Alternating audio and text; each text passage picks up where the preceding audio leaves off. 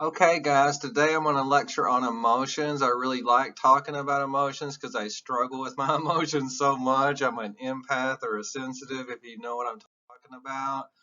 Now, we talk about your IQ, how smart you are, versus your EQ, your emotional intelligence. I always argue you could be dumb as a rock, and you're going to be just fine on planet Earth if your EQ is okay. I struggle with EQ. A lot of really smart people that I've ever met in my life have like very low EQs. So I don't know. When you get that combination of both things, I know this person. His name is Father Andre. He has both things. It's like, dang it, I struggle with my EQ. Now you don't have to write down this next chart. Oh, I forgot to have this on here. But it's like, do you struggle with like saying things before you should? You know what I mean? Not blurt things out. It's like, oh fuck you. You know what I mean? And it's like I have this inability to regulate kind of what I do in certain situations. And also understanding other people and ability to make relationships, all these different components you can see on here if you wanted to read that in more detail. Now, as far as today's lecture is concerned, I'm going to talk about these two things. I'm going to break emotions into two halves, and then the second lecture on emotions will be on hormones and the role of emotions on crime. Okay, so for today's lecture, I'm going to start off with the basics of emotions. And when I talk about the basics of emotions, I think I have this on here. I talk about the tripartite model. And the tripartite model says that the emotions have three parts, tripartite, and the first part is the thought. A cognition is a thought. So if you're angry, it's like, I want to go sock that dude in the face. You know what I mean? That might be a thought. It's like the behavior is actually doing it, hitting somebody. But see, what I really focus on is affect. If you've ever had my class, the affective component, because that's what I struggle with, is the energy. You ever had a panic attack? You might have thoughts that go along with this and behavior, like you go seclude, but it's the energy. It's like, what the fuck? My energy's off. Even right now as I speak, I don't know why my energy is off. It's just off. And so I'm trying to do a good job, but I'm always into this energy thing. If you take my religion class, that's your chi. So when you're angry, you have fucked up chi. And when you're sad, you have a different kind of chi. So hopefully this is making sense. That's why I focus on your physical energy, or what I'm saying is chi, chi. You don't have to remember that for the test, but we do have electrical energy that runs throughout our body. It's called our nervous system. And if you've had me before, you know I've talked about these two different components of your nervous system. You have the sympathetic component, which increases your energy. Now I'm glad I can draw on the screen. And the parasympathetic component, which decreases your energy. And there's kind of this yin and yang between the two, and you should have balanced energy. I wish I could give a whole lecture on this right here, but right now we're going to apply this later on to gender. Okay, I hope I made sense so far. Okay, so here is my two-factor model. Two-factor. This comes from Schachter and Singer, but you don't have to remember that for right now. Okay, so two-factor model, you have one factor, which is high energy or low energy, and the other factor is, do you feel positive or negative about it? So I made it real cutesy now. See, high energy right here, or do you have low energy down here? Are you negative about it? Or are you kind of like, well, I can't draw a positive about it? Okay, so you get the idea. If you're high energy, that's like your chi, up and down, or low energy. Left to right, can't really see me doing this, but the way you feel about it is a thought. So cognition and affect is what I'm talking about right now, those two factors. So if your energy is high but you don't like it, that might be scary. That's a word. That's a thought that you apply to high energy you don't like. And so this is a theory of emotion. All an emotion is a label for your chi, your energy level. Now, some other kind of high energy I like. Like I like being at the rave. I like being tweaked up. I like being high as shit. That's just me. You know what I mean? But that's just the way I am. So I don't know. Another kind of energy could be really low. If I get down here, low energy, but I don't like it. See what I'm talking about? It's like, well, that's like depression, the thing I struggle with every day, including today. It's like, it sucks. But then some kind of low energy, if I can erase this off of here, you do like, I feel relaxed. Oh, I feel so good. Like I always say this about yoga. I hate yoga, but I love after yoga. You know what I mean? Because nothing will bring you down into here, this serene category down in here, than like after yoga. Okay, so besides this little energy model right here, sometimes I show it this way because it's not just one word. Up here where it's like unpleasant and intense, there's all kinds of words that we could use up in here. I'm sitting here pointing and I can't point to the screen. Down here where it's mild but pleasant, there's a bunch of other kind of words we can use down in here, if you catch my drift. And this is why I love the two-factor model. I apply it to everything because I'm a big chi freak. Speaking of chi freak, if I look at it this way, bring back this in, bring this back in, I should have said, I talk about the Tao of poo. People that are high energy and positive are like Tigger. They're just bouncing off the walls. I like being manic, you know what I mean? But sometimes you can be too manic. Like my little brother Matt's really manic, you know? It's fun for him, but after a while it's hard to be around Tigger. But see, Eeyores are hard for me to be around, especially because I struggle with depression and I don't want to be down here in Eeyordom. And so fuck Eeyores. I don't want to be an Eeyore. I don't want to be an Eeyore to other people either because I struggle with this. So sometimes I do need to hang out with someone that's like Tigger. And so I also struggle up in here with panic attacks and anxiety. Can't really get pink on here, but where Piglet is. It's like, oh my God, I'm so freaked out. Like I'm tweaked out, but not like on a good crystal meth trip, on a bad one, like a bad acid trip. It's like, shit, I'm so like freaked out. I don't know what to do. And who's down in here that'll make it all better? His name is Winnie the Pooh. He's a big old stoner. Dude, just chill the fuck out. Everything's gonna be okay. Now, if you know these four kinds of people, I'm going to say, like, try to stay away from these people, fear-based people or people that are, depressed. Try to hang out with these people because they will bring you out of those two things. Okay, I hope you like that part right there. Okay, so the next section is about the 6 basic emotions that we have. If you were in my intro class, I hope you kind of remembered this. I made this little thing fast HD for you to remember it by. But anyway, if you remember inside out, there's only 5. That's why I'm arguing this one's not 1. Surprise can be happy or angry or all kinds of other things, right? Good or bad. But anyway, for the test, remember these 6 basic emotions. Now, I've been harping on this that men become overly restrained, tend to become emotion stuffers. We saw this in the psychology literature with the schizotypal personality disorder and some of the other ones. Whereas women, histrionic personality disorder, other disorders, become overly emotional. We have the stereotype, but it's also kind of evidence in some of the psychology literature. Now, Stephanie Shields did a really neat study. She just said, write down the most emotional person you know on a piece of paper and put it in this box. It's the easiest study of all time. Then she just counts them up and say how many girl versus guy names, a lot more female names were in the box. And so this goes along with the drama queen, the histrionic personality disorder, and also the cultural expectations about the expression of emotion. Now, if I can get off, oh, I forgot I had this on here. I posted this on my Facebook one time and my family thought I was going to kill myself. It's like, come on, guys. This is the whole problem. Highly sensitive people are often perceived as weaklings or damaged goods. I've always felt like this.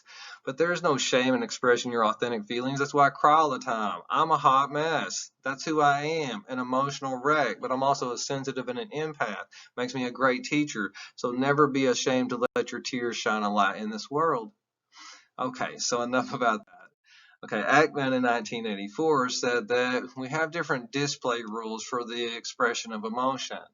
not only for gender, but like culture. If you've gone to different cultures, like you might like could notice this. It's like, oh no, we don't smile or laugh or do this or sit down. We, knock instead of clap, all these different kinds of things.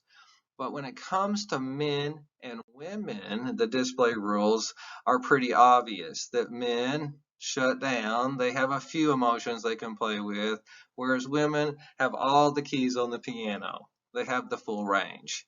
And so when men, express emotion, either they express no emotion or maybe anger, maybe excitement, but women can express emotions that are vulnerable emotions, like maybe surprise in a bad way, or fear, or, sadness, these kinds of emotions. And so when we talk about this impact display rules, why are men so restrained? Well, I'm going to argue, look at the 4 stereotypes of a man.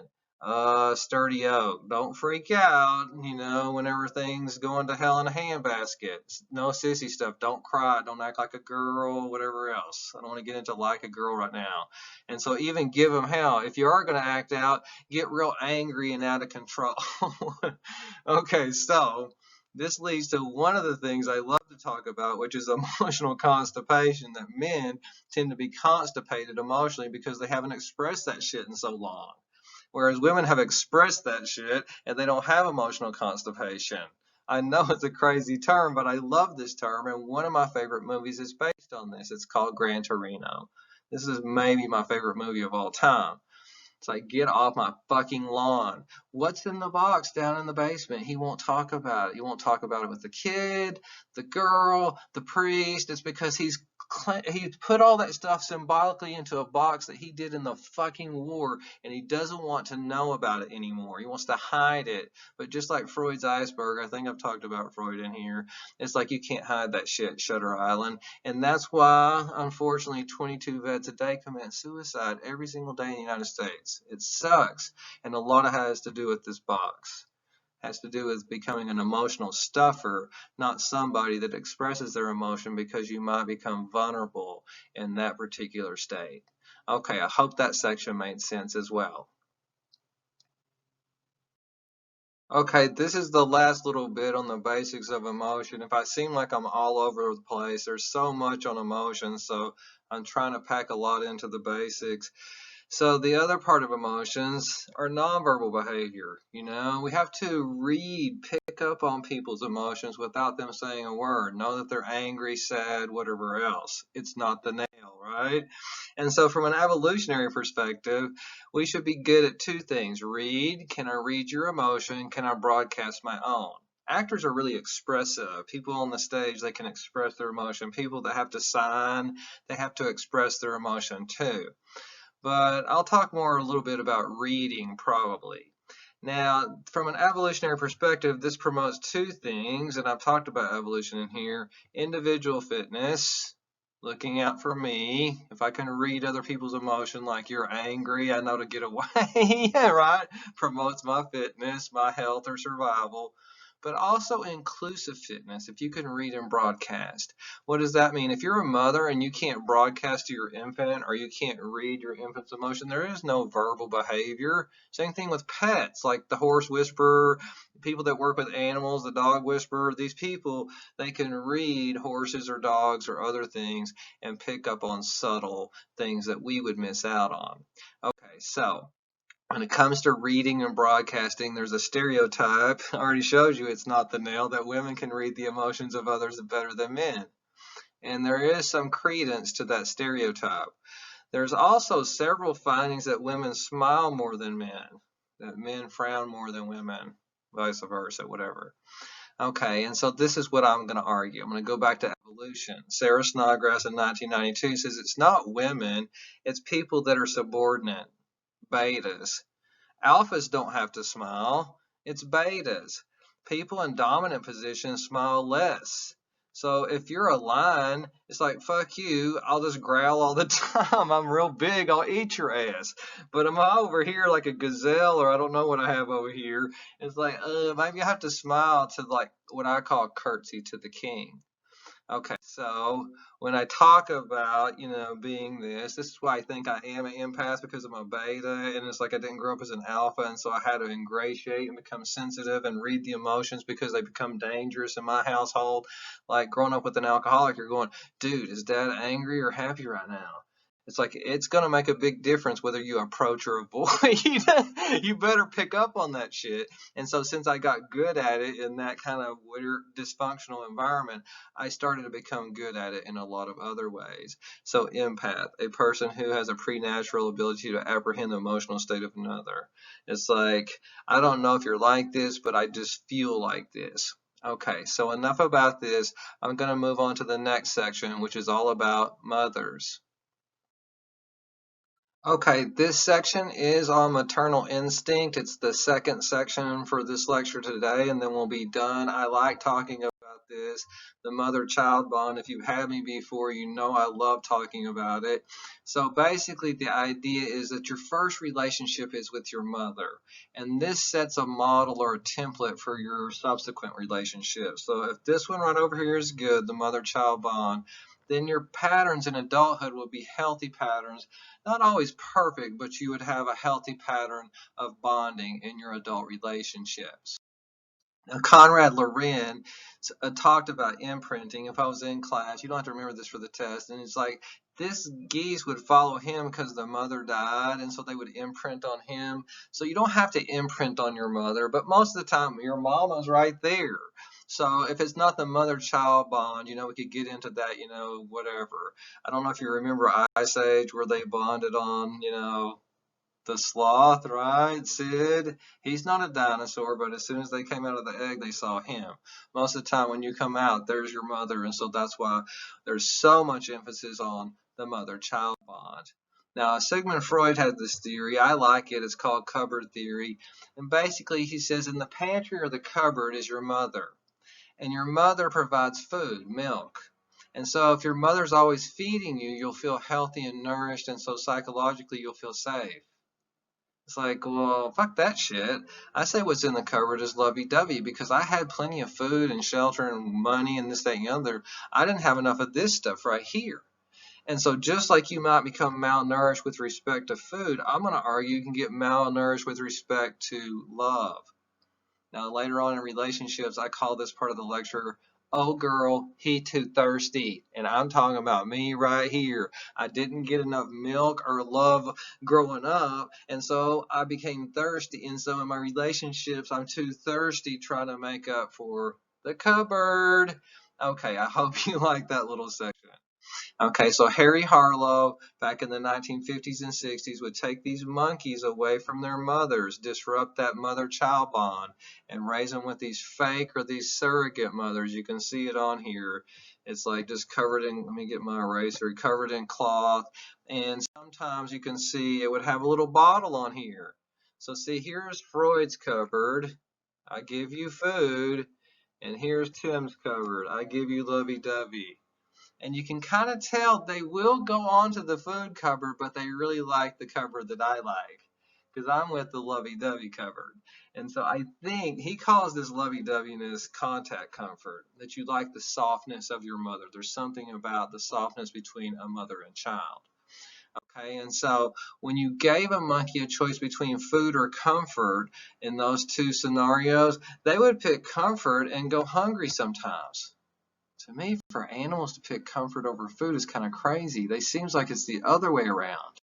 And so when they grew up, even though they had had these soft mothers or maybe wire mothers or combinations, some had milk, some didn't, all of the monkeys grew up abnormally. They had poor social skills, and they also became abusive mothers if they happen to have a child and their baby tried to feed or hug them. It's like really, really sad. So I'm going to show a little movie that has to do with poor social skills. In my intro class, I showed the other movie, but here it is. It reminds me of the movie Dawn of the Planet of the Apes. That's not what I'm going to show you, but Caesar. He's taken out of society, then he's thrown back in it, and he doesn't do well when he grows up. So here's the little monkey that explains, or little movie that explains the monkeys I've been talking about. In the 1960s, psychologist Harry Harlow continued where Kellogg had left off. Harlow's work was really seminal in this entire field because he showed the crucial importance of the caregiving relationship between a mother and an infant, and how the physical stimulation, literally the physical contact with the caregiver, has profound impact on healthy development. Harlow took newborn baby monkeys from their mothers. He gave them a choice between a cold wire monkey with milk or a soft warm monkey without.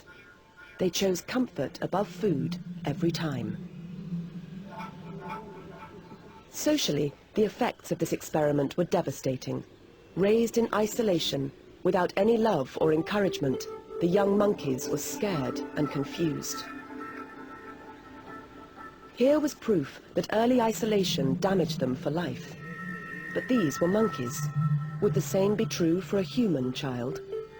20 years later, scientists had the chance to find out. Okay, I know that movie's not the best quality, but it's really dramatic. I almost hate showing it. You can see the damage that's done to that monkey from not having the mother-child bond. Now, why do I have preemies on here? Preemies, prematurely born babies, usually are in the NICU, and they put them in this incubator right here. And they have everything they need. They have the food, the heart machine, all these different things like respirators. It's like, why aren't they, doing good? What they found before the 1970s, sometimes mortality rates were really high, like 50%, maybe sometimes 70%. You're going, dang, that's a lot of babies dying. And so what happened is this. I don't know if you like holding a baby, but I love holding a baby. Even when I see this little baby, it's like, oh, that little baby. And so what happened is in some of the NICUs, nurses would see the babies and just like, hey, I'm going to just like hold and cuddle that baby or caress it. And something dramatic happened. Like infant mortality rates dropped by almost 40%. Look at this study right here. They went from 70%, if I can get my pen on here, to 30%. That's huge. And the only medicine is Tim's cupboard. It's not Freud's cupboard. I gave you food and water and a roof over your head. It's that I loved you and caressed you and made you feel safe. And other studies show that it's like you can cut hospital stays in half if you just do one thing, is cuddle and caress the infants. Okay, so I'll get off of that point right there.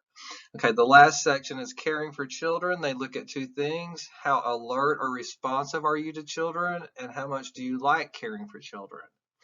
So the first thing, how alert you are, one of the little studies, I don't really like this area, but you know what I mean, what they found is that boys and girls are equally alert until they hit 4 years old.